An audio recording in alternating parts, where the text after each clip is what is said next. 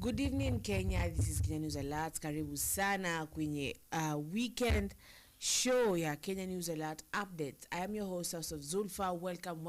I have two people in the studio with me, and today is the 8th of February 2025.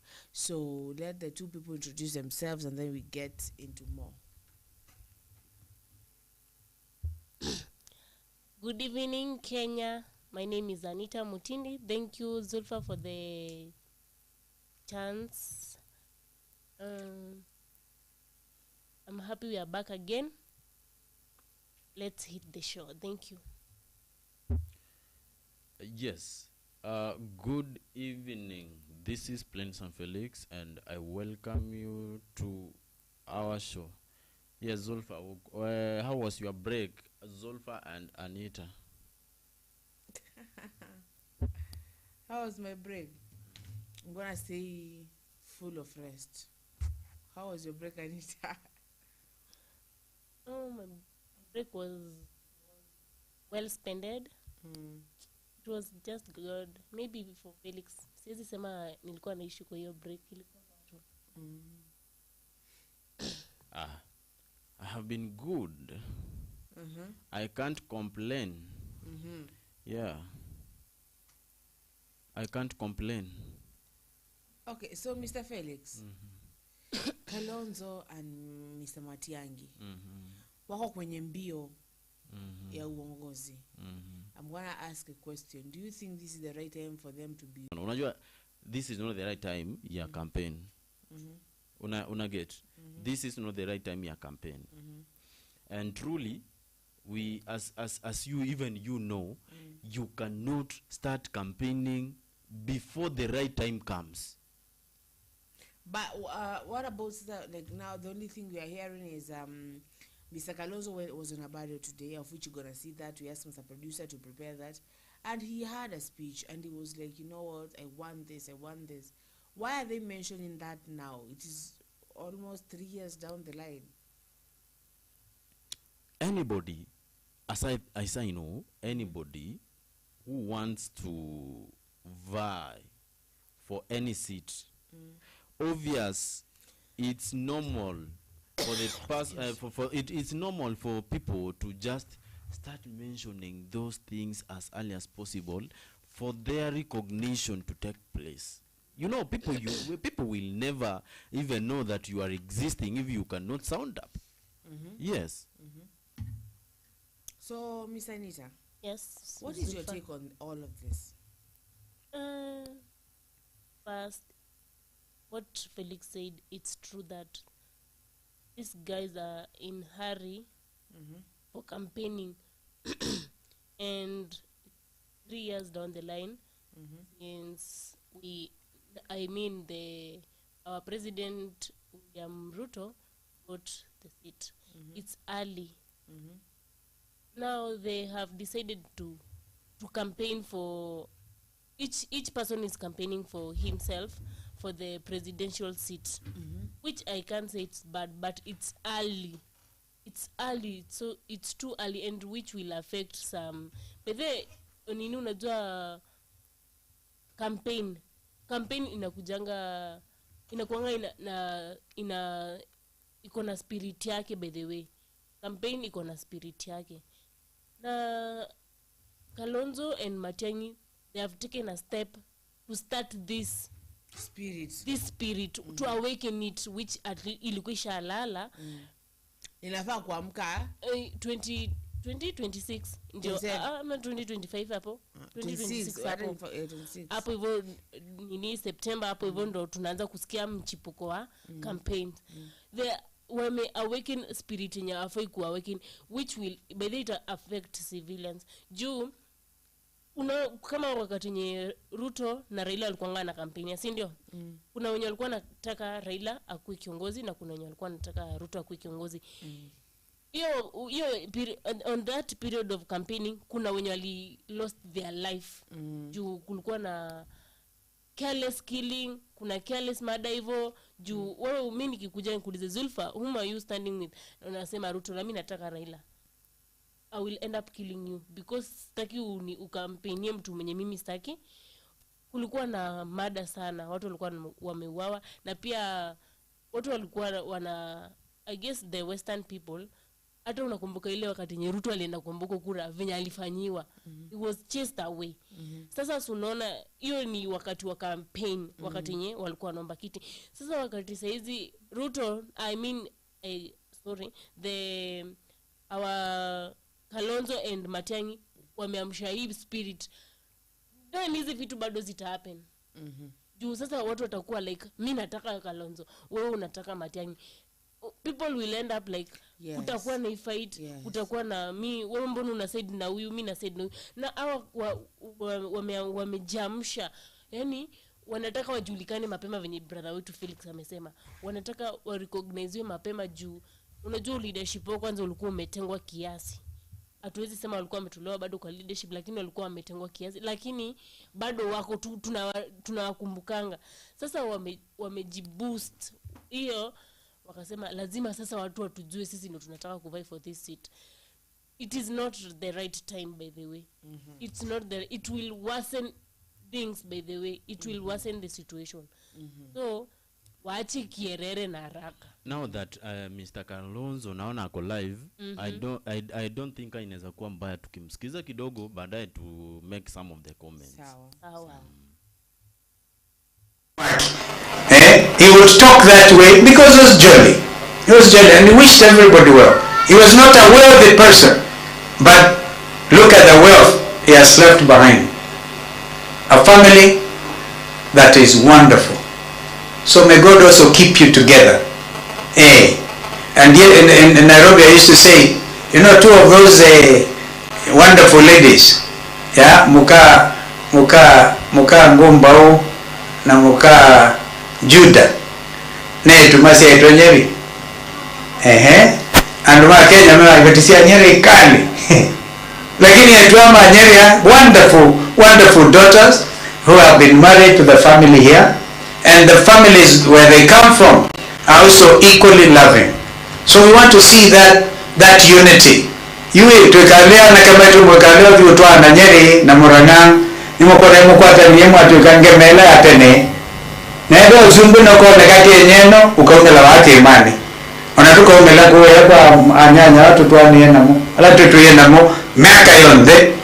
Lakini I am a believer and I know that the gracious Lord loves this nation. He loves this community. If it is about political betrayals, we have seen it all. Political betrayals, we have seen them. I've been betrayed politically, but I forgive all for the sake of this country. And we must go together. Governor Malombe, well done. Hata we shikilia huku pamoja na timu yako ya Dakata Makali Molu na MCS. Mheshimiwa Ndingo Odhua, eba MCA Odhua weya, mwambie alikie independent na wewe pale hapo rangi ticket mapema mwezi available. He is very solid and I like him. And thank him so much. Mheshimiwa Mwalika Boni, you know kulasia Mwalika hizi aseletwe na tuoka Kitui Rural. Tuatia tuatabia ndo maitu ona kweli akula isiyosetwe ikaongeleka naku, but our people of Kitui Rural walimchagua Mheshimiwa Boni Mwalika. He is very well schooled in finance. Mwaenda kwa Sasienduino on Tuesday. Mheshimiwa Erin, mukakae mahali yenu. Because the only thing that can help these people is if they obtain court orders staying the ruling. And I don't see this happening. Today is Saturday, tomorrow is Sunday. Although when they were impeaching Deputy President, they were even sitting on Saturdays and on Sundays. We hope there will be no stay order. They attempted to get it verbally. It didn't work. The lawyers were macho. And now the situation is Azimio la Umoja One Kenya is a majority party. And I've spoken to Raila Odinga. I've spoken to Uhuru Kenyatta. On Wednesday, we want our PG, ya Azimio, after you guys have met on Tuesday. Ndio tupange. Na wale ambao walikuwa naimba praises ya Ruto na nini, I'm sure you're feeling rather awkward. Mungegojea tu. Mungegojea tu. An example is given of Moses when he went for the 10 commandments. akirudi anakuta watu wengine wameanza kuabudu, walikuwa wanamsumbua sana the brother Aaron. Akaja akawapiga na hiyo 10 commandments. These friends who ran to join Ruto, I want to suggest that they do introspection, and for the love of their country and for the love of democracy, even the 4 or 5 ODM cabinet secretaries can even resign. Wakiresign, Wandai was a majority leader, sasa ndio waziri wa Kawe. He must be feeling rather awkward. We are going to have to work hard to put this country on a democratic path. Don't be afraid about kula kumbe amebakani across the borders. Recently udivani wa Ndiangana, Electoral Commission alienda kuandikisha in Burkina Faso wakaenda huko, andika huko, muje mpigie retu wa chama ambacho kilikuwa kinatawala, wakaandikisha. But on the polling day, Aduma President Mahama, who is now the president, walituma message, wana maumaku kwenye Burkinabe muje unakula kuono Ghana, kila mongati yaandika wili yake. Wakati andika huyo ndusi wakati Simayuro, ndusi wakambusia, ndusi wakawereba, and Sebes and other places. But we want Kenyans, Kenyan Somalis, Kamba Somalis, Kamba Kenyans, Luo Kenyans. We must maintain our nationhood, and we will stand for this. Well, I'm sorry I've spoken for so long, but Daniel, rest in peace. May that smile, may you dance with the angels and keep that smile until we meet again. Amen.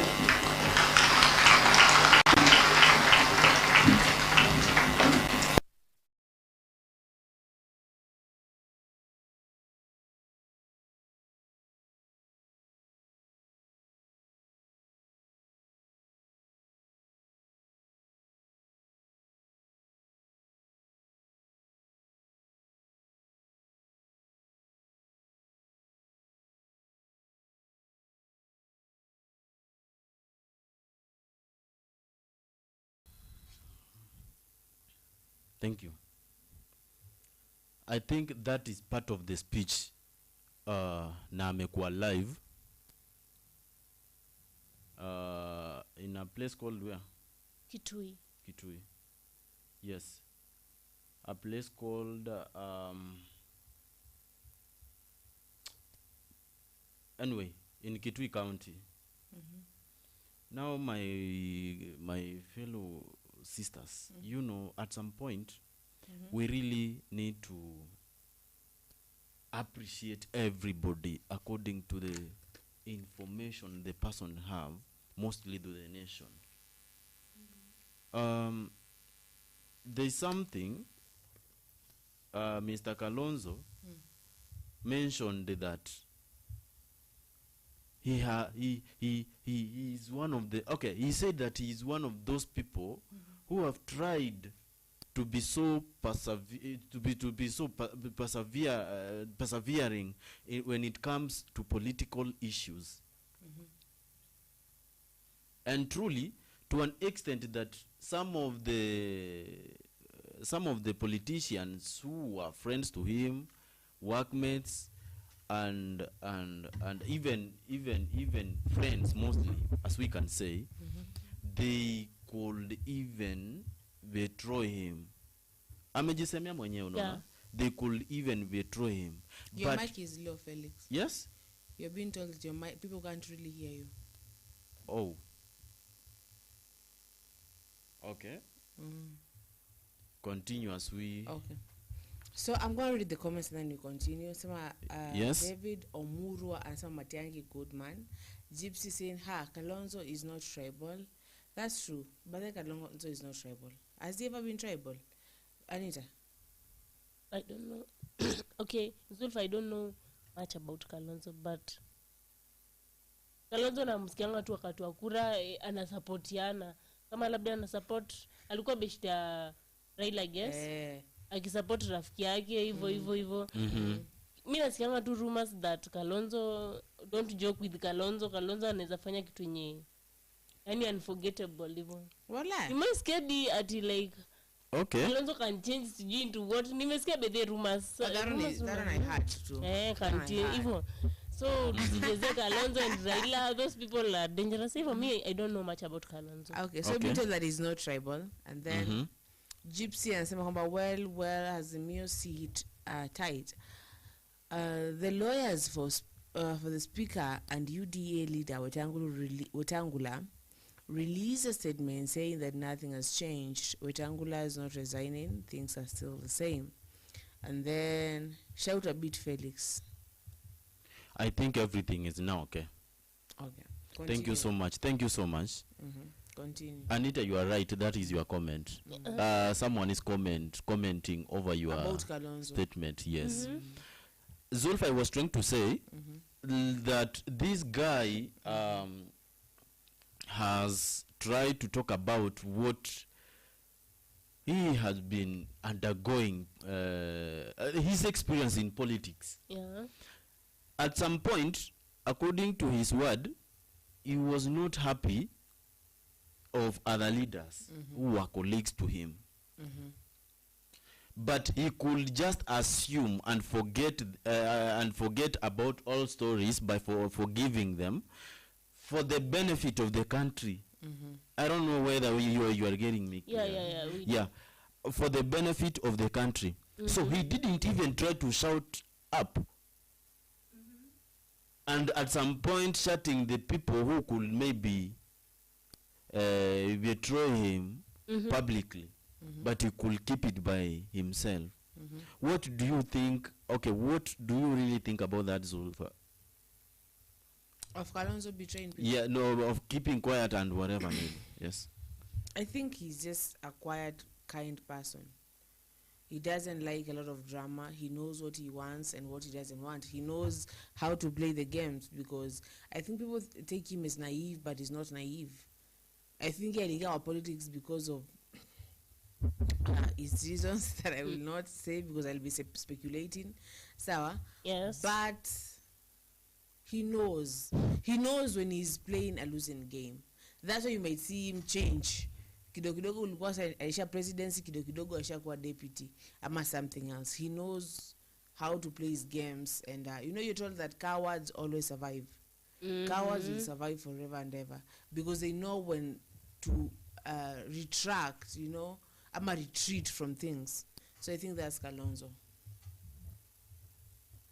Zulfa, you have said cowards live Forever. And let me tell you, I guess pretenders die so many deaths before they are real death. Ndio.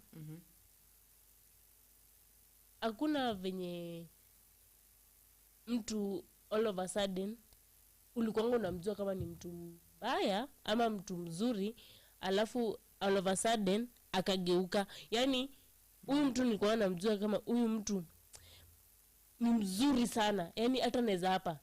Alafu all of a sudden atameshageuka akakuwa mbaya. Hiyo wewe unajua hauwezi kukubali hiyo.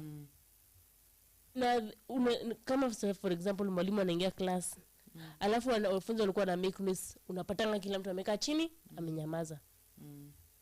Sasa alafu una pretend venye ulikuwa unasoma. Mwalimu sitajua hata labda umeshika kitabu vibaya. Mwalimu anajua ulikuwa una pretend. Anakuamsha wewe. Na labda hata maybe huku unapiga kelele lakini umeshtuka ghafla ukachukua kitabu ukaeka ukaanza kujifanya unasoma. About politics. Lazima leaders wa pretend to be nice to us. Lazima wa pretend warushe tumaindi ndio ikitaka kuku lazima warushe tumaindi ndio ifike. Wewe unaonyesha venye sasa umekuwa caring mpaka unapatia kuku mahindi sasa. Ndio unamvuta sasa. Sasa our leaders wetu yani ikisogea tu wakati wa politics ama campaign wana pretend. Hey, they become the best. They are available now for bursaries. Mtu ataapa. They are there. Yani mtu ataapa hata na jina la sijui la nani. Akiapa venye atawafanyia. Kwanza sasa mimi sijafurahia venye Kalonzo amepeleka politics kwa burial. Na mambo ya campaign. Unaga mazishi ya mama Weta wewe. mazishi ya mama Weta it was really nasty. Hapo ndo mtu ulisikia Felix amesema aliamka akasema ya kwamba watu wanajiabduct, mwingine akasema ni Gachagua na abduct watu, mwingine akasema kwa mazishi ya mama Weta. So these people there is no way they will not take politics hata katikati ya altar hadi kanisani. Lakini hiyo walai umeenda kupatia mtu the last respect alafu you bring alafu tena bedhe Kalonzo amesema aliwasamea na hata waulizangi wenye walikuwa wanasema mabaya kumuhusu Kalonzo. Mimi sijisikia Kalonzo kwa na enemy bedhe kwa au nini ama anakuanga na enemy wako. Maybe the people who think Kalonzo is a traitor, Kalonzo is someone who is I'm gonna say what, there are people who don't like Kalonzo at all. In fact ukisema ukiuliza eti naye anataka kuwa president 2020 they are like Kalonzo no. And pale Gypsy anasema kwamba Kalonzo is an invisible silencer. To put it mild, he is a version of Raila. Kalonzo, the darling of Kamba. It's iko tu hapo Gypsy. It's okay. I'm sorry about it's right spell. Kikamba is their language and Kamba are their people. So there are people who don't like Kalonzo and don't believe in Kalonzo at all. In fact, remember there's a moment when Kalonzo was really hated by the Kamba people from his place. From Kitui. I heard even he doesn't live in Kitui, he lives in Niata. Because people from Kitui don't actually really like him at all. Yeah. But aki mimi naweza hata sijisikia Kalonzo amejinvolve in any usherati. Aja hujasikia scandals. But people from Kitui think he betrayed them. The moment alikuwa kazini deputy, vice president. He was vice. He built a prison in Kitui. And he never did anything else like build a company or build so schools. Prison ilifanya watu wakakuwa like free assistant no watu sasa mbona jenga prison huko. What is that the only development you can bring in Kitui? Anyway, mimi nimesema si poa venye amepeleka politics kwa mazishi ya wenyewe na hiyo kampeni yake hata kama ni kujikampenia haki. Anyway, you know that is your opinion. And truly kila mtu anaweza kuwa na opinion yake. As I just said, this is not the official campaigning time. When campaigning time is going to start, you will see now these people even in rallies. You understand? Just talking about some political issues wherever he was, I can't say that maybe ni crime wamefanya kwa sababu he just generalized, and even he didn't go into just considering himself the way maybe he didn't even go deep into that political aspect whereby he could even ask for votes. And if maybe he did, I don't know, but the fact is he was trying to be there for the recognition of political aspects. Okay. This is all about political aspects. And at least the situation there, it didn't happen while violating some aspects in those conditions where people are mourning. Anyway, this was before you continue, yes. Felix, let me ask you a question. Does Kalonzo believe in himself? Kama ata yani hii mambo ya 2027. That is a question that I asked, okay? But it's a question I asked. Why doesn't he have so much confidence? Because kidogo ulikuwa na rumor ya kidogo anaweza alikuwa State House na Ruto juzi. I remember Kim alisema ya kwamba Kalonzo knows how to play this game. When mesema tu he knows how to play, he knows how to be huko and gain from it, but being polite to like you know let me tell you, there's one thing about naive people, you underestimate them. When someone pretends to be naive, you underestimate them. You think they have they are silencer, anakumana tu pole, but because anakuchekea hapa, he's with Gachagua and then the next time he's Koruto, the next time ako huku na Raila, you don't really know, but anasema anataka kuwa president. understand? So, So how can you really? So this person, as you're gonna say, he really knows how or when or where to play his game and gain. Yeah, you go up for violence eti kushika kifua. Si boroko I'm gaining what I'm gaining. Yeah. You know what? So I think I niko nasema kwani mtu ana confidence ya yeye mwenyewe. Tena hadi mimi sana nauliza kweli yeye jamii yeye mwenyewe nitamsimama na mimi hata nitafanya hivi na hivi mimi najua nitasimama lakini Kalonzo ako hani yeah, true ako kila mali. Anyway, tunaambiwa na Gypsy kwa anasema guys, people say that Kenya Kwanza use funerals and churches as their political platforms, but guess what guys, even Azimio ODM does it too.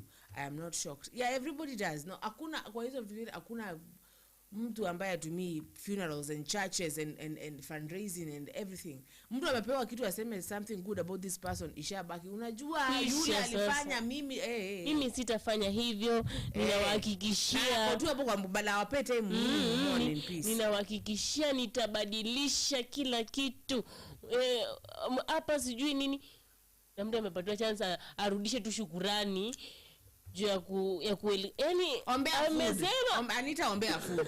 Unaanza unajua ni watu ichakula kama si watu wa Azimio tungekuwa tunapata chakula nyingi sana. What is this? Umeamua sema grace because of the food.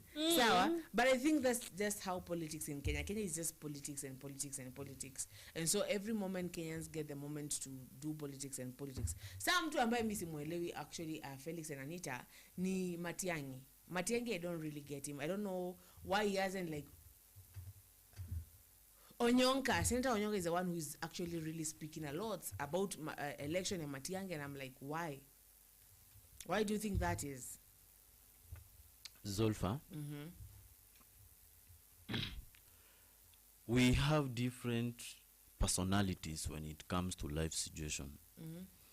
The way you are right there, the way you can speak, there are those individuals who doesn't like talking much, you know.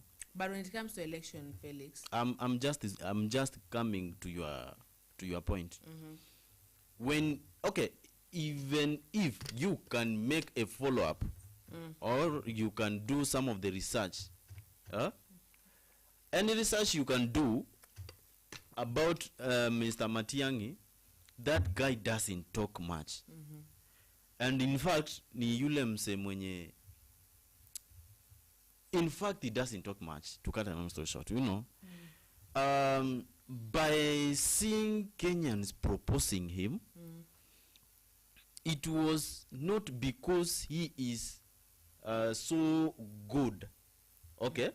But it was it is because they saw that he is better than the people they are trying to do what? To see right now. Another thing, maybe there is a very big and there is tension between these political political leaders and politicians in general. You know, as we say right now, the Jubilee party, they have already proposed to Matiang'I, you know. They have already proposed Felix Matiang'I. what? Gypsy yakuza what? Unless type your question well so that I can understand, maybe because I have already said a lot of things whereby I cannot even remember us. Anyway, I'm trying to say this.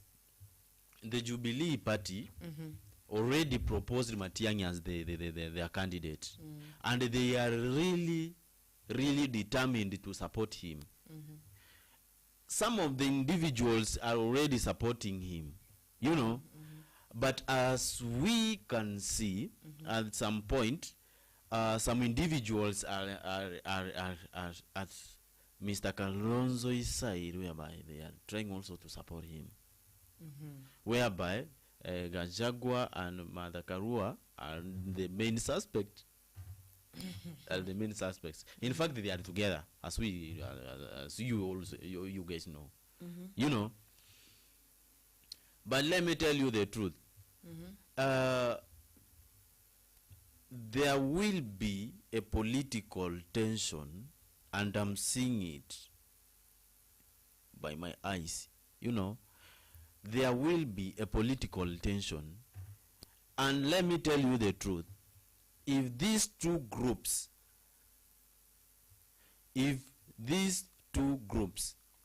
could seriously sit down and focus this political aspect in a good way, I'm telling you, Kalonzo and Matiang'I are going to end up vying for presidency, okay, against Mr. Ruto, President Ruto. And it will be very difficult, I'm telling you the truth, it is going to be very difficult to defeat him. You know what? And you know why? This president, our current president, Unaambiwa hapa na Matiang'I and Uhuru watch the killings and kidnappings under them. Ruto just upgrading it. Actually, you know, some people say that Matiang'I could be a dictator. Matiang'I regimes could be worse. Gypsy is telling me to avoid being politically emotional. Anyway, I don't believe like I'm in that situation, but I'm trying then to avoid, maybe to not show it off if it is there. But this is what I was trying to say. If they are going to vie, both of them, against President Ruto, it will be very difficult for these two parties to defeat our current president. You know why? He is already in the government right now, and he has got all the efforts required maybe to sustain or to maintain that position. But maybe if they can decide to choose one, so that we can know we are going to have two candidates in the battlefield. Zulfa, let me tell you the truth, it will be very, very, very, very intense. It will be a very, very, very complicated game. Why is that so? It will be easier. I'm telling you the truth. It will be easier for President Ruto to maintain that seat if the two parties, whereby Matiang'I and the Kalonzo party side, are going to vie, both of them. I'm telling you the truth. And Gachagua is he going to vie? But he said that the Constitution of Kenya does not. But he said the other day that he is not into, but he is not also. But he said that he could if he wanted yes, to. but he is Maybe not into it right now. Maybe he could change. Kuna miaka 3 za kufika pale. Maybe inaweza na Wakenya wamemlilia sana, because you know, let me tell you, the moment that Gachagua stands, Matiang'I even and Kalonzo don't have a chance. The moment that Gachagua stands for that. Because some people, as you have seen Gypsy say, they say that Matiang'I is a dictator and he killed a lot of people.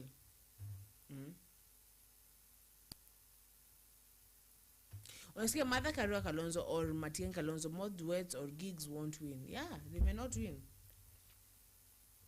They may not. Felix. People, yes, some people say they want Matiang'I. And then when they say that, zile stories za Rivayala zikatokea za kwamba these people were killed kwa regime ya nani, ya Uhuru, and Matiang'I is like, Matiang'I was the one who was ordering the killings. So, Felix. But do you really have any tangible evidence that can bodies. Justify your statement? Bodies. Yes? The bodies that were found in Rivayala and that this is now my question. And please, for my information, I'm not against you, my sister. But I'm just asking you, do you really have any tangible evidence that you can use? I can, ama they can. You are saying that he is responsible. I've said that people said because the bodies and their then decaying. If people said, then we don't have tangible evidence the that bodies shows. Now you have found somebody dead somewhere. 20 something bodies. I'm questioning you.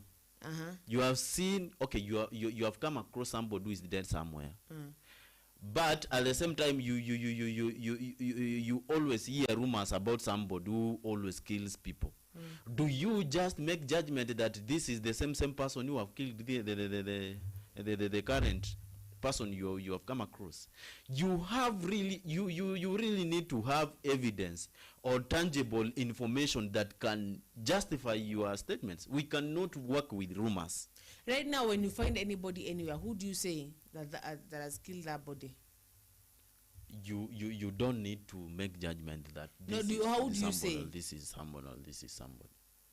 Yes, Zulfa, it is wrong. It is wrong maybe to just say without evidence. Let me tell you, Anisha, we have been experiencing now, like when we find a body now anywhere, who do we say? Tunasema serikali ya Ruto. Exactly. Kuongea si mbaya, lakini huyo mtu mwenye mmepata hapo ni alienda akakunywa changa mingi, akalewa, akashindwa kupumua, akafa. There's a comment there for you.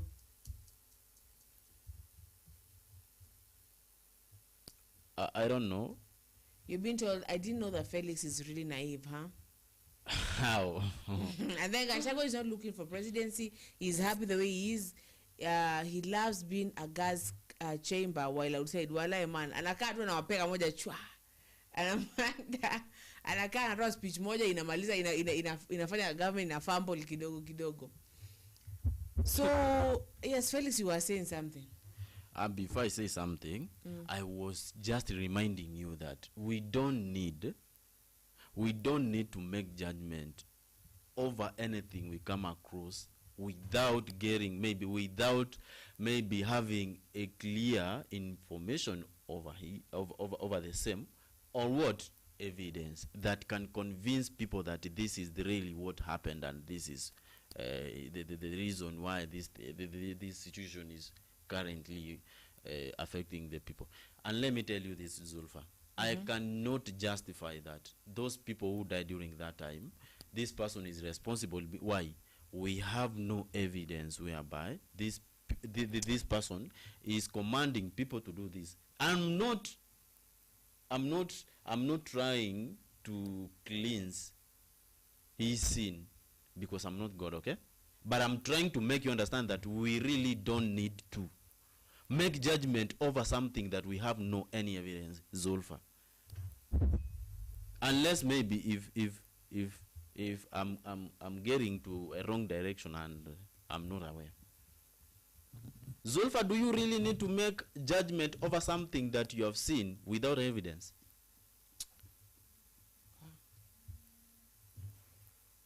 I'm going to ask you a question, and the question you have to answer me before you question.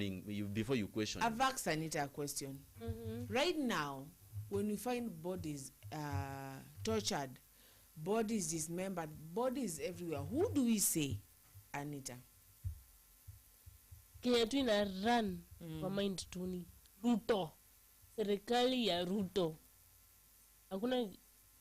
Hakuna mtu mwingine, watu wanasema tu serikali ya Ruto. Hii serikali ya Ruto inatumaliza. Serikali ya Ruto serikali. Na wewe Zulfa, Ruto atasimama tena? Anasimama vibaya sana. Maybe obviously kuna speech alikuwa anasema akiwa sijui ni Isiolo akiwa wapi. I know he was wearing a kanzu and walai, and he said that alikaa sijui something for 15 years, sawa, kwa serikali, and then he was a deputy president for 10 years. Who says that he's going to be a president for 5 years? So the thing is, unaambiwa na gypsy corner. Felix, do your research. We are not even saying that Uhuru, Matiang'I or Ruto goes to the streets killing. It's their governance. The moment we find that more than 40 bodies were tortured and killed and thrown in a river, na ilikuwa ni wakati wa your governance. Seriously, who are we going to blame? Serikali yako. Yeah. You are the one who was yes for security. Yeah, how comes you don't know that people were being killed and thrown in the river? More than 30 bodies, man. Felix, easy. Like right now we are okay, here. This is my word. Wait. This is my word, and I want to tell Gypsy, Gypsy, I want to talk to you. I'm not trying to either overthink or say something that I think should be the way I think. But I'm trying to also make you people at least, okay, you can also respond back. You know, suppose there is something has happened. Remember, we were talking about love. Yeah. When if you remember, in our previous show, we were talking about issue concerning love. Somebody was asked why he was cheating and mentioned the Ruto. You understand? Yeah. Do you really think that scenario is essential? It's not essential. Yes. Yes. It's not essential. By saying that, okay, yes, those people died during that governance. Okay. Yes. And we can just assume that those officials are responsible because it was their governance. But truly, at the same time, you can find that there was a situation maybe they found themselves in a certain situation whereby maybe caused their death. I'm also questioning you, Zulfa. Suppose now that there is an accident, for example, which may happen silently. You know? Yes. And you come to realize that we have got there's some people who are dead somewhere. We really don't know what caused their deaths. Whereby, for example, the person either was not shot, was not either beaten by sharp objects. Okay, the person was no any cuttings maybe on their bodies that can maybe convince people that these people were cut. But for example, they were found in the river the way you have said. Okay. Will it be really essential to just assume that these people were killed? And I'm telling you this, if really these people were killed, it will never be okay to the country. You know, it will never be okay to the country. And also, I'll never even support. Now that those people died during their governance, let's just assume that it was their governance, the way you have said. But Zulfa, it is not good to just make a conclusion. Understand this. Some of the youths, some of the youths were abducted. They were found dead. You understand? Some of them were abducted. They were found dead. During this scenario, whereby those youths were abducted and were found dead, is it the same as the scenario whereby you find somebody who is dead somewhere or somebody somewhere who are dead, and you really don't know how they were involved in that, the reason behind their death? There is a very big difference between when you really know that these people are missing and they were taken by individuals who are not known. Now that they have been found dead somewhere, you understand? Do you really think we really need to just take this issue to be the same as the issue whereby people are just found dead, and we have no information? We have no any information maybe that these people were taken from somewhere and they are missing. You understand? There's a big difference whereby unapata mtu amepotea saa hii. Sawa? Maybe alitoka kwa nyumba ajarudi but amepatikana amekufa. You understand? And there is a very and there is a situation whereby somebody amechukuliwa na gari. Mnanielewa? Mtu amechukuliwa na gari. Yako hatukuona. Nisikize basi. Siku hizi vitu zinafanywa hapa hivi watu wakiangalia. Sikia, unaambiwa hivi 2023 March, Kimani Ichung'wah demanded Uhuru, Matiang'I and Kinoti be arrested over extrajudicial killings. And I remember even when Ruto was asking for the presidency, he was promising people that these extrajudicial killings will not happen anymore, which means he was accepting and that there have been extrajudicial killings, Mr. Felix. Okay, what is your point? What I'm trying to say is, these things happened under their governance. And as you always say, you yourself, that things rumors are close to the truth. That is what I'm saying. No problem. And I'm not going maybe to engage any information which is against you guys. I don't know whether maybe I contradicted myself, but I don't believe so. Okay? I was okay. The fact is, those people died during their governance. And if possible, they were questionable. Is that the point? Then, what I also need you guys to understand is that, in fact, by now, that won't be the reason why I can be here saying that kuna vitu ambavyo maybe tunawaekelea ama nini, sawa? But nilikuwa ninaomba you guys to understand this scenario which happened and the current scenarios which are happening. Okay, suppose now you were supposed to justify these things. What will be your best action over it? This is my question to you, Zulfa. I ask you a question. Anita. Yes. You have been okay. The two scenarios. Yes. That we are talking about, whereby some of the individuals could be found dead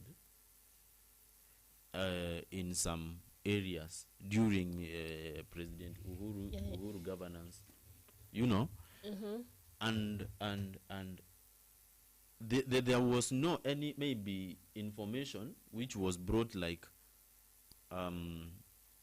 somebody amekuwa picked from here kwa mfano and ameenda kupatikana amekufa mahali. But pia sisi kama wa Kenya chenye tumesikia is that the bodies were found somewhere. You understand? Some bodies zimepatikana somewhere. Unaona? Yes. We don't know how those bodies vile zilifika huko. You understand? Do we really need to make judgment kama yenye tunaweza make sahi yenye uko sure aje mtu ndio amechukuliwa vile? Yani some people could say that they could even see youths being maybe taken and wanapatikana wamekufa. Do you really think these situations are totally the same? Are they the same? Let me remind you something, Brother Felix. Unakumbuka kwa uongozi wake Arap Moi? I guess Moi. Yes. The late Moi amekufa. The late Moi. Watu walikuwa wanamwagwa kumwagwa. Ukisikika uko na kafununu hivi, wale unakufa.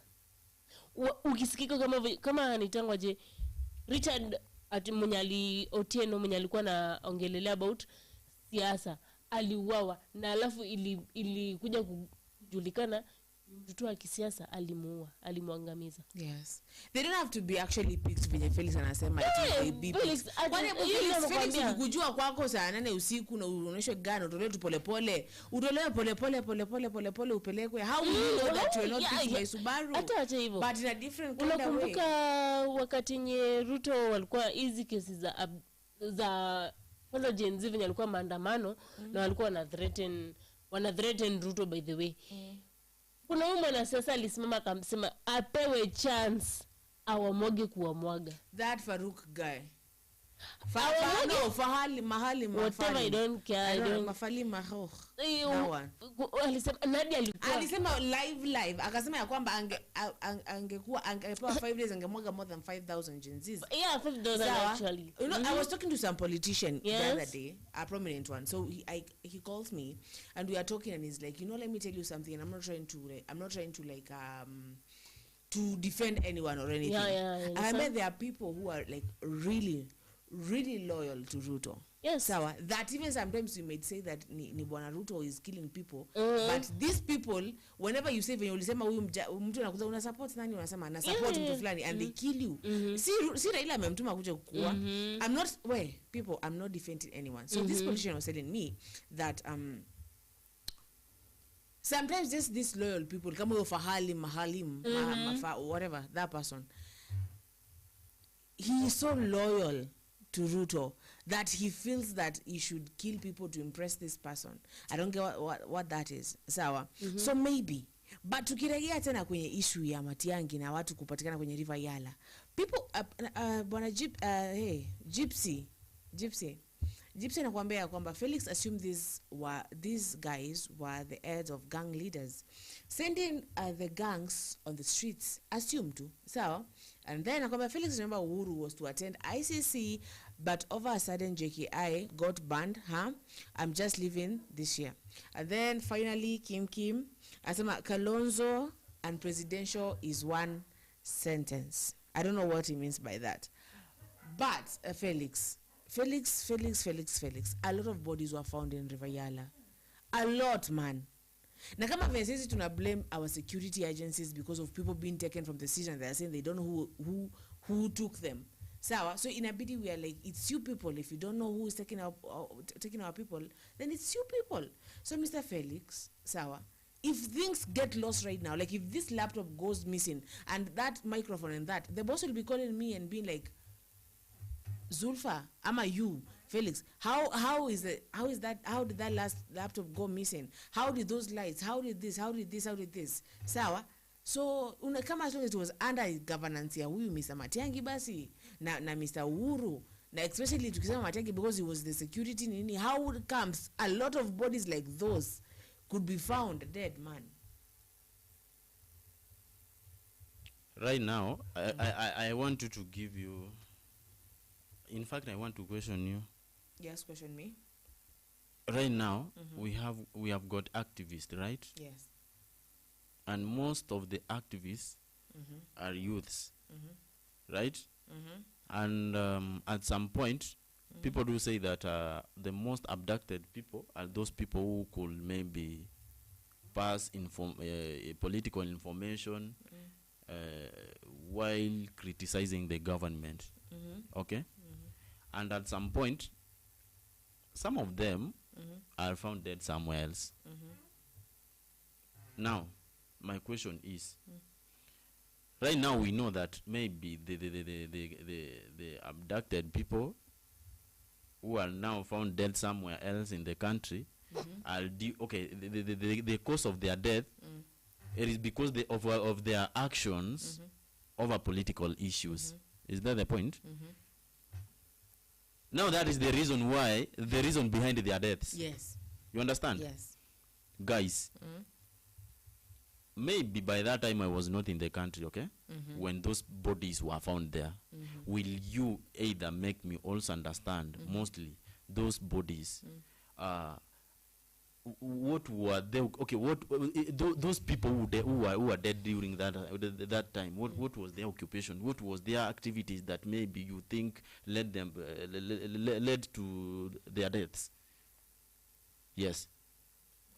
I want also to know, if possible, so that I can make a good I can acquire a good understanding over those things. Because right now, truly, some of the youths are dying, and they are killed, and they do say that it is because of their political criticism they are trying to to participate. Okay. Yes. Now, those bodies you are talking about, right? What was their occupation, or what were they doing during that time that could lead to their deaths?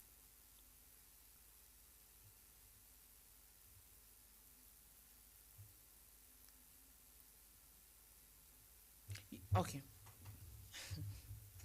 Felix, so there have been critics of political critics for a very long time. Our giants are juicy. Sindio? Political critics. Our giants are juicy. Yes? Zulfa, do you know that mostly, for now, many people who are dead, more so youths, they at some point they are recorded and even they are posted in on the social media platforms. I want you to make them understand. Any okay, I don't know, maybe at some point any political maybe leaders also could be killed and maybe taken there. I don't know. The large number of the bodies that were found there, who were they? What were they doing? And what could maybe they, what were they trying maybe to participate that you people maybe you may end up thinking that it was the reason why what they were doing was the reason behind their death. Okay, so I'm going to read something here. Okay, so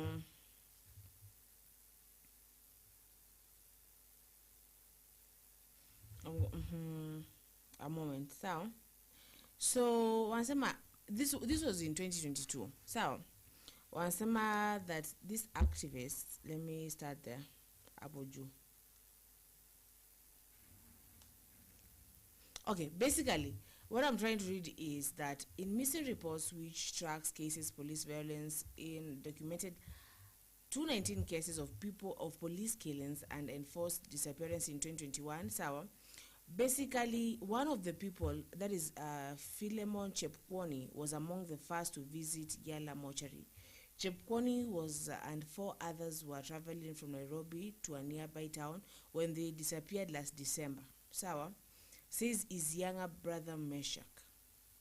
His family have searched in vain for him in hospitals, forests, and morgues in Nairobi, and say we would like the president, that was now them, Sawa, we would like the president to set up a commission so that we can understand why these extra judicial killings happen.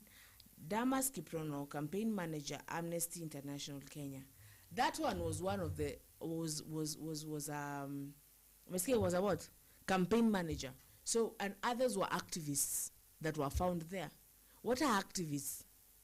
Bwana Felix, wanaharakati. Wanaharakati wanafanya kazi gani?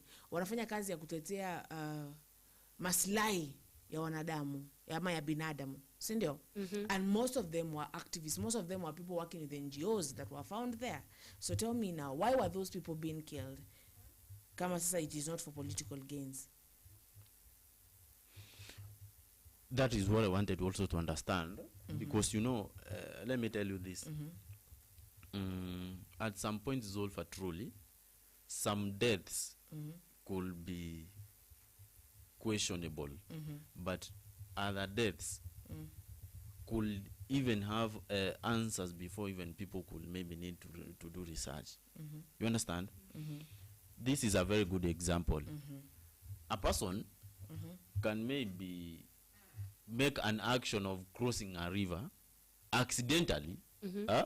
The person dies in the process. After 2 to 3 days, remember now the person, he or she has gone missing, right? After 2 to 3 days, you will come to find that there's a dead body somewhere. You understand? So there are some of the deaths that we cannot just make our own judgment over here, that it is through your leadership, Zulfa, I don't know what.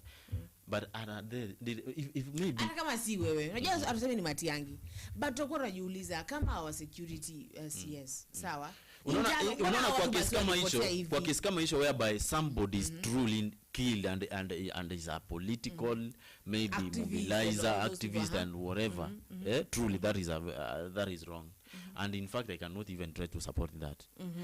What I wanted you people to understand from me is that other deaths could be maybe result as a result of something else, but they can be interpreted politically. You understand? I remember there's a comment here which was trying to say that at some point leaders could be maybe leaders of gangs also. Huh? And these gangs can maybe go and gang up somewhere and start killing people. Mostly the most targeted people. You understand? Since Mungiki has been reactivated, and I'm going to read comments pale as we think about what I've said. So, Asama Gypsy anambia Kim, never in a million years. This is how to create a second term for Ruto. 2027 Ruto will still be the president because the people's political interest. Because of people political interest.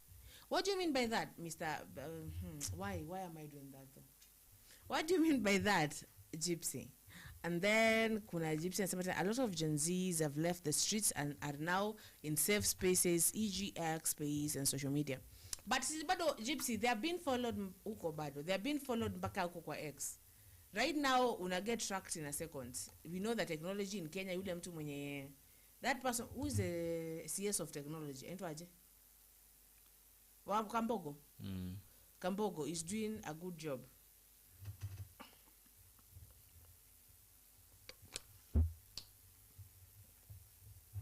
Show Mr. Felix.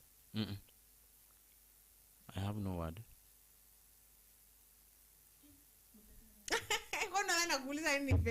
Felix.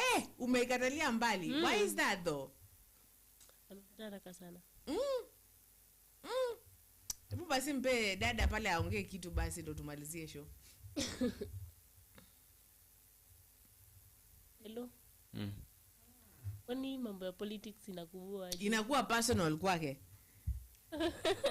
Take it. No. Si inakuwa personal. Ni ile you people, you are trying to misinterpret me. But at some point we really need to figure out everything that we hear, come across or see, okay, before making judgment. In fact, that was my aim, my argument. Let us avoid making judgment over everything according to what we think. You understand? But wherever any leader in the government involved in any extrajudicial killing, truly, then everything concerning that information should be considered and taken into action. You understand? Let me tell you the truth. I can also be one of the best people who can support those people who will be against any leader who involved in any extrajudicial killings. As long as whoever who is going to lead the country, we don't want some spots which could lead to trouble in the country. You understand? Yes, I do. Unless maybe kama uko na swali la kuniuliza. I tried to ask you a question, you were like, so right now I'm even afraid to approach you. I am not like mistaking you or trying to like I'm being told by Gypsy, Zulfa, you have to disguise yourself against terror, but it's hard for them to be captured. Nice.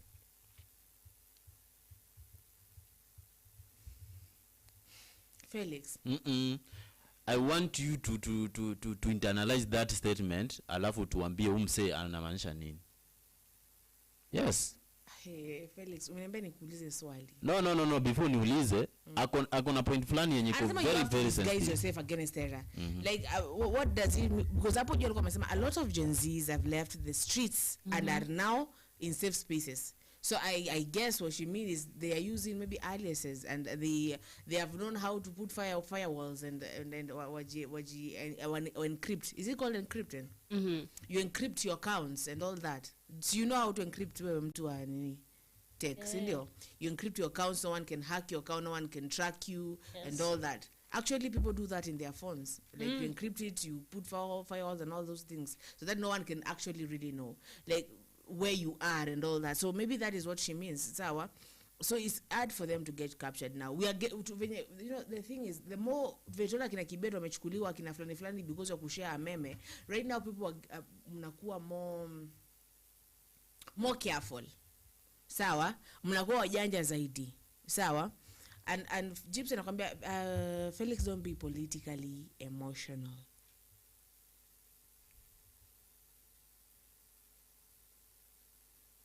Sawa mkuu, nimekusikia. Yeah. Lakini misinterpret. Unajua Juangi mimi nakuanga hivyo. Inabidi sasa umuelezee uko hivyo. Anyway. Inabidi muambie you're passionate. Let me tell you, Gypsy.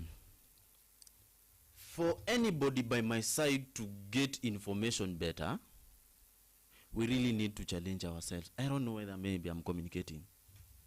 Yes, I get what you're saying, Mr. Felix. We really need to challenge. You cannot maybe assume that somebody by your side has got the information that you have. You know. So so Gypsy, there's something you've been trying to contact me. I don't know if you've really gotten, because we had to discuss something about something, and aujai nipata mpaka sai. That is then, unless, what are you using, man? Ama you're like iPhones do not text, Androids. So Mr. Felix, You were questioning me. yeah, that is what I Yes. do. Yes. Mr. Felix, no one is actually really blaming Mr. Matiang'I, but we're just like, it was under your watch. It was under your watch that many activists were killed. They walipoteaga. Why? It was under your watch. What did you do about it? Najua kuna venye vitu zikiendelea kuhappen around you. You yourself said that kuna umehamia mahali, gari imevunjwa, get imetolewa parts, and you were there. Yeah. So people are going, they were like, it's you. I know. You will be questionable. You will be responsible to answer the question. But let me ask you a very simple question.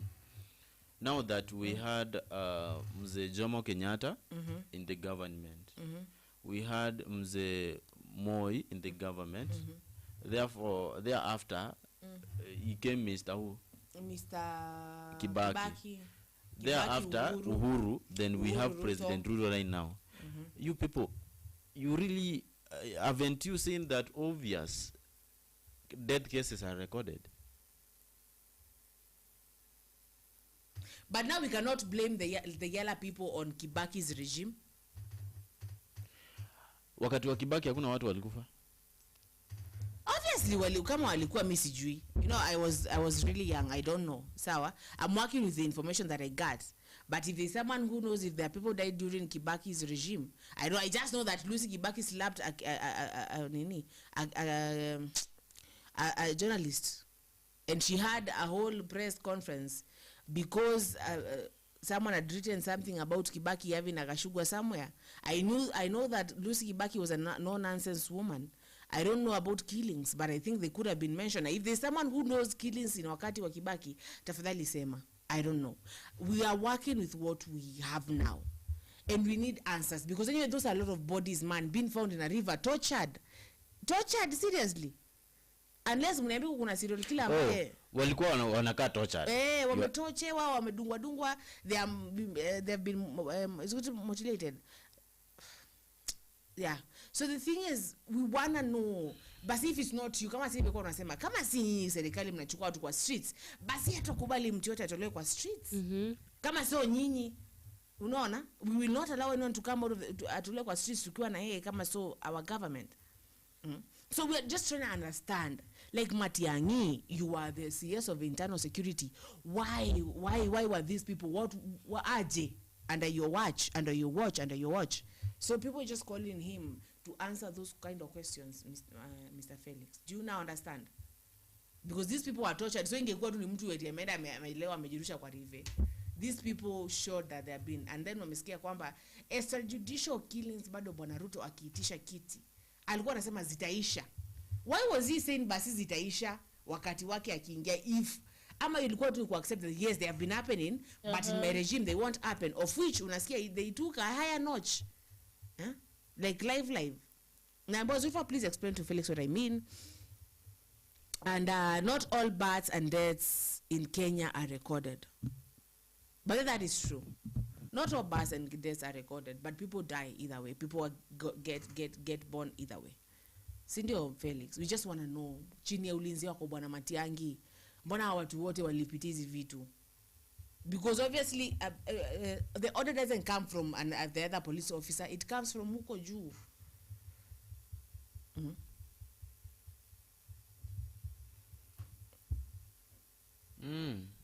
Okay. That is what we're trying to understand. Anyway, so according to your information, saa hii tuende kwenda hapo hivyo, tupate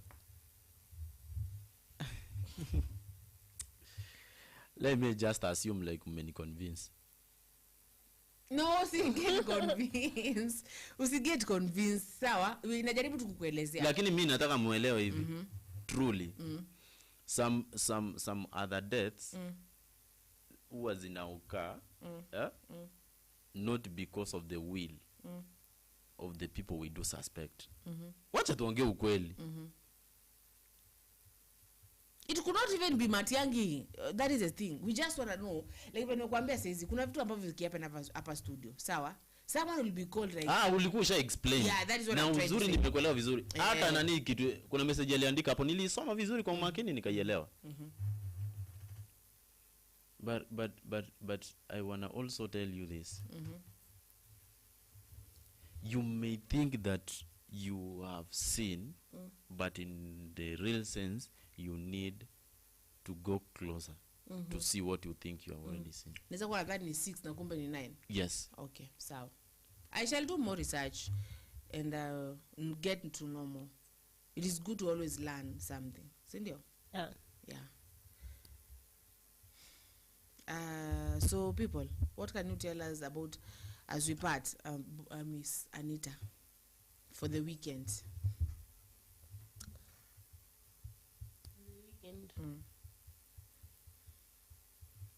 Bado niko kwa topic kama tu niseme tu. Sema whatever you want to say. Okay. Zulfa and Felix. Thank you once more for welcoming me here. And nimepungukiwa na maneno ya kusema. Hata sijui nitasema nini. Hata sijui ni how can nita express aje love yenye niko nayo by the to you guys. Anyway, nataka tu kuwawishia nice weekend. Felix uende church. Ulfa atujui mali unaendanga. Why now? Why you have to read it that way? Yeah, like see, Felix, you are a Christian, no? Kama na fly ni fly. Kama kwa room ni fly.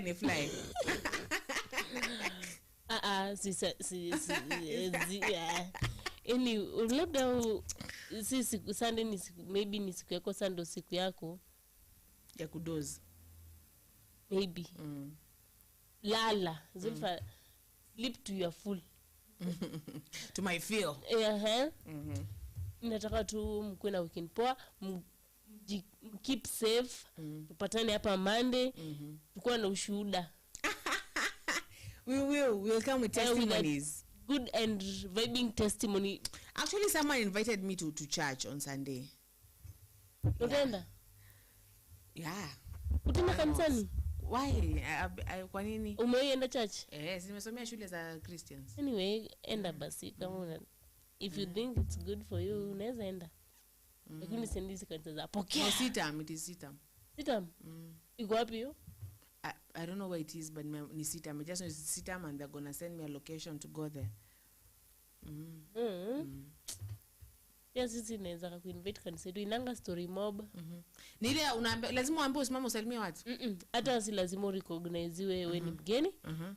ACK, you only go there unajua shida imekupeleka kanisani, mnasoma Bible, you praise, you do what we do what, and then by Sunday mshamaliza ibada.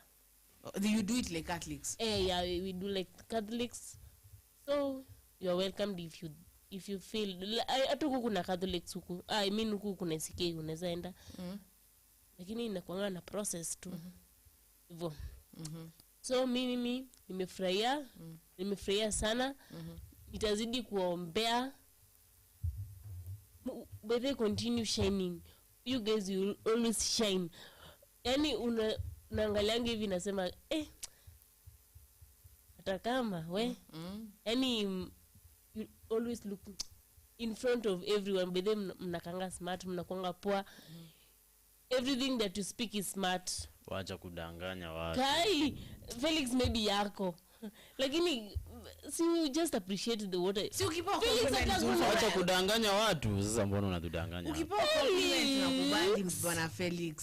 There's one thing I was told, hata ukipewa compliment kama it's a rude thing. Kubali. No way. Felix, I'm saying the truth. Maybe I'm saying the truth. Me kwangu sijaipata watu kama nyinyi. You're the best. Maybe Felix is not the best. Anona is not the best. Believe in yourself, Felix. No, try then. If you think that you're not the best, then try to be the best. Try being the best. Maybe neza compliment. You're the best one, it actually. I'm getting addicted to you. Like I'm. Unaona asubuhi when ulisema guy, you're not coming. Like I was. Wait. No, I'm getting so addicted to you. You're such a nice girl, and I hope you're about to join university. Yes. Yeah. I just hope that you go with this character that you have. Tembea hivyo man. So you're gonna be one of those things that in a few years we cannot reckon with. Oh my God, are there spirits passing here? So I love you so much. I've come like actually to love you and to respect you. But Felix, I've come to know you. So, and I appreciate every moment that we spent here together because I learned something. Actually, on a very sincere notice. Every time I learn a new thing, and at least inanimekia one change in my life. Yes. Nikienda hapo nje, mistake nilikuwa nafanya, huwa nakumbuka, kuna mali tuliambiwa hivi na hivi. Nasema acha ni improve, na pia unaonesha mabishto yako like manze hii ilishapitwa na wakati. Let's move on this. Hii ndio inabamba na hii ndio at least itafanya to grow in unity na peace, by the way.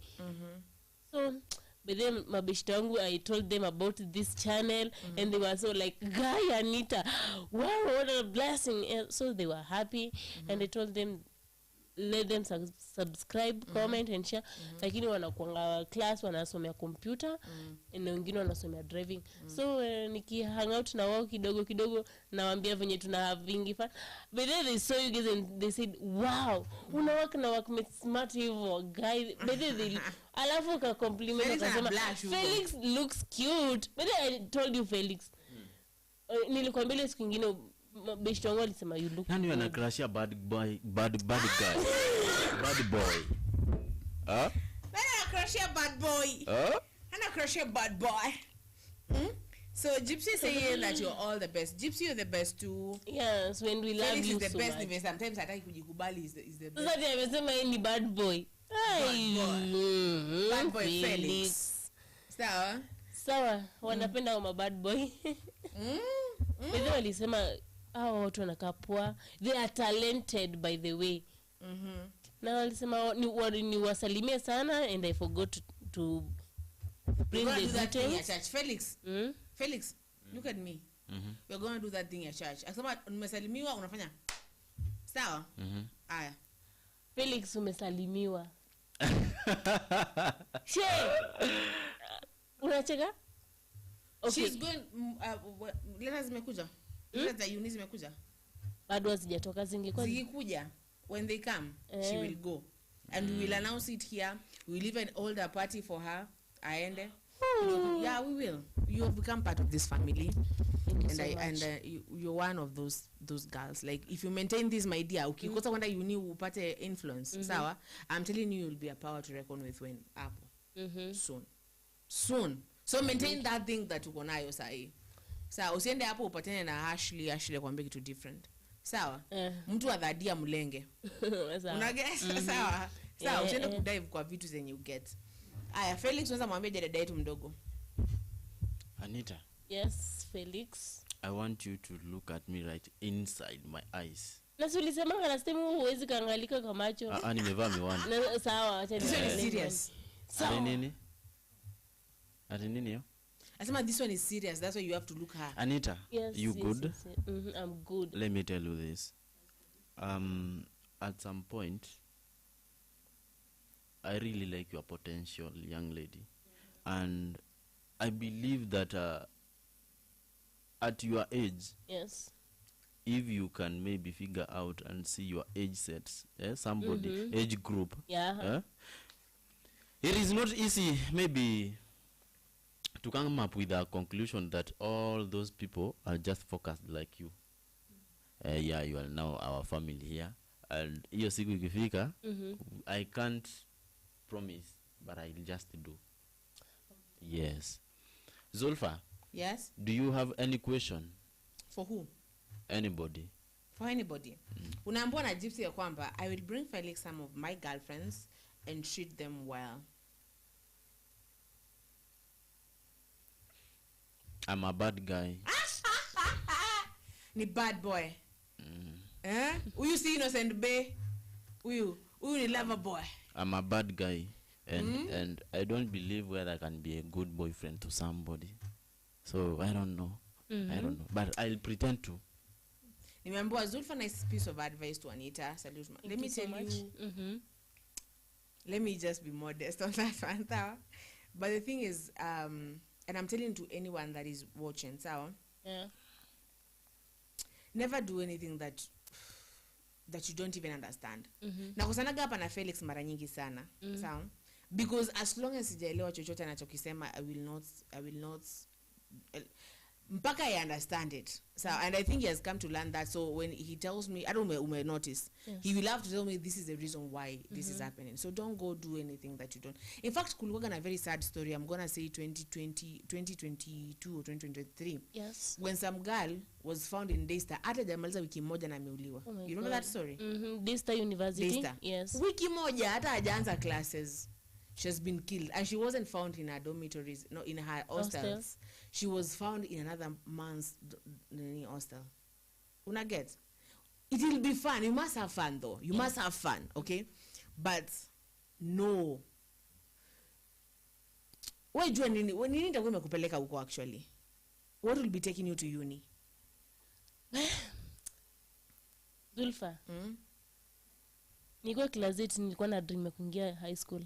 Kuingia high school. Bila nimemaliza masomo high school, nataka sana kuingia university. Na niko na cousin yangu alienda university lakini akamess. Akajiingiza kwa drugs. Akaanza mambo sijui hata I guess ni bisexual. I guess. So yani amejichanganya hata ajui yeye ni nani sasa, hata ako like mimi tu niko tu. Sasa mimi siwezi taka tena bedhe, alafu kwanza hadi kwa familia ameleta aibu. Ameleta aibu. Do you want that? I don't want that. Bedhe mimi sitaki hiyo. But I still want to tell you something. Do not do anything because you're trying to cover your family's gases or whatever. Sawa? Do it for you. But let me, you sure the moment that you start doing something for yourself, you do it really good. Like when you're cooking and you know I'm cooking for me, not for these people to eat it. Unajua ukianza kupikia eti acha watu wakule utachukua tu kitunguu rushe, but when you're like I'm going to eat this food. So you're going to be like, you know, let's chukua chopping boards, nioshe hizi vitu nikule vizuri because you're going to eat it too. So in everything you do it for you. No, naambiwa never do anything you will regret later. Kama you're not sure with anything, let me tell you, kama you're not sure with achana nayo. Yes. Usiende na make your own decisions. Don't ask you if you're not ready to date right now, so you're not dating. Yes. And you've never like really officially dated. Sindio? If you're not ready to date, do not chukua advice na mabesheti. We accept Jemo. Jemo is the whatever, or Kevo or Brayo or now Jaden nowadays. I don't know the names that people are calling themselves right now. But the thing is, do not do anything that you're not really ija settle kwa akili yako. Hata kama ni mamako anakuambia. Yes. Hata kama ni babako anakuambia, as long as it does not really like settle with you. Do not do anything that you don't understand, that you don't want to do. that is just that. In fact, kwa life, hata si uni peke yake, kwa life. Thank you, Zulfa. Yes. Thank So you Felix, so much. tumalizie. I have no words, by the way. I think yenye yamesemwa yanatosha. Kuongezea ni kuchoma nini? Kuweka supu kwa maji. Kuweka dhufu na minji. But kuna hiyo kitu yenye umemention. Let this message not only go to our sister here, but also other sisters there, outside there. We have got many challenges people do face when in campus, in fact. Yes. I could just advise anybody who is maybe listening and watching me that if you are going to join campus right now, just like the way my sister Zulfa said, just be you. Don't make judgment because you saw someone make the same judgment. Don't be a guitarist if you know you are a pianist. You are just contradicting yourself. Know what you really want. Yes. When you really know what you want, you will find yourself maybe a greater person than the people maybe you seem to compare yourself with. Go work harder, and in fact don't let anybody to take advantage over you. Anita, You're men enough. are there. This is now what you really need to listen. Yeah. Men are there. I know we are I know and we know for those people when you to make watch kwa screen and when you wanakuja huko nje, you are so beautiful, you know. Don't ever try maybe to let those ladies convince you to join them. Ulisikia vile Zulfa alisema? Nimesikia. Ulisikia vile Zulfa alisema? Guys, look at this young lady. She is very good, she is very intelligent, and she could even engage herself in a conversation yenye maybe some of us tulikuwa tunaogopa. Coming on television and address many people just talking about what you think, it is not such easy. Yes? Yeah, that's true. Anybody mwenye ana make judgment kwa sababu wameona mabeshte wako wame make judgment, huyo ashapotea. I'm telling you the Kabisa truth. ashatokomea. Yes, ashapotea. And the fact is you are born with a purpose. Exactly, you are born with a purpose, and nobody will ever replace you in case we lose you. Remember, no man will never purchase a human life. Take care of your life and remember that your life is a golden present you are given, you are gifted by the Almighty. So guys, wacha Mungu atuongoze, and if possible let politics and other things to not poison us. Yes. Yes. So tunaambiwa Yes. na Gypsy anasema Zulfa is a real shining star. Then thank you so much. And then there's Gypsy anamwambia Felix, give Anita fatherly advice. Okay? Anamwambia when do campus open? Actually September. Yes, September. And there's nice one, Uncle Felix, I salute you. So as we wrap up actually, Enter, I'm going to ask you, when I tell you you're beautiful, Thank you. do you know it? What comes in your Do mind? you know it? That I'm beautiful. Do you know, like, do you really know? Unasema to thank you because umeambiwa. Yeah, actually, I know I'm beautiful. You should know. And I appreciate for the comment. Adi Na Zulfa for the amekubali. comment, Ona, Adi Zulfa amekubali umempiga kompe. Endelea. Felix. Endelea. So the thing is, what I'm gonna tell you, me know things. Yeah. Yes, people are gonna give you compliment. Oh, you're intelligent, Anita. Yeah. Sawa. No. But do you know? It shouldn't come as a surprise. Yes, I know. It shouldn't come as, oh my God. You should know it. Okay? But it's just kind to say thank you. Yes. Okay? So sema remember Ante is great and doing well around you guys. Let me tell you are. Because like there are people who are your age and couldn't come and be here and maybe do what you are doing here. Sawa. So no, you're one of those bitches. Okay? You should know that. Say your name. Wait. Go. Yes? Wait. Can I remind you something? Yes. Unajua like ni kama like sasa tunamalizia pia through her somebody else to also get some sort of information. When a driver starts a matatu, the driver could maybe carry some passengers from the same place, but truly there won't be the same aspect that could show you that these people wanaenda kushukia mali pamoja, unless they are those old grannies who are going to visit some relative somewhere when wamechukua private vehicle kwenda kuvisit watu, ndio those are the same people who could maybe start from the same place and end at the same point. But let me tell you, hata hao pia si not in all situations when wanamalizanga safari vizuri. Ile gari lenye ulipanda la maisha ukianza shule, be sure with me there are those guys, ladies and boys, kwa mfano kutoka primary, wenye mlianza na wao baada hamko pamoja na wao, either wali drop out shule ama maybe their life was cut short. When you remember your purpose in life, Anita, you will never allow anything else to control your brains. We love you, our sister, and may God bless you. Sawa? May God bless you. Unaenda kutuwakilisha huko pia. Guys, thank you so much for joining us. And I really Anita just needs a bit confidence and come out of the shell a little bit. We are working on that. Actually, if you look at Anita the first time she came here, she wasn't so confident. So, but right now she's really confident. So it is slowly. Thank you so much, Gypsy, for the information. I really appreciate for joining us, guys, and may God bless you. This is Felix Andrew, as I said, plain son Felix, and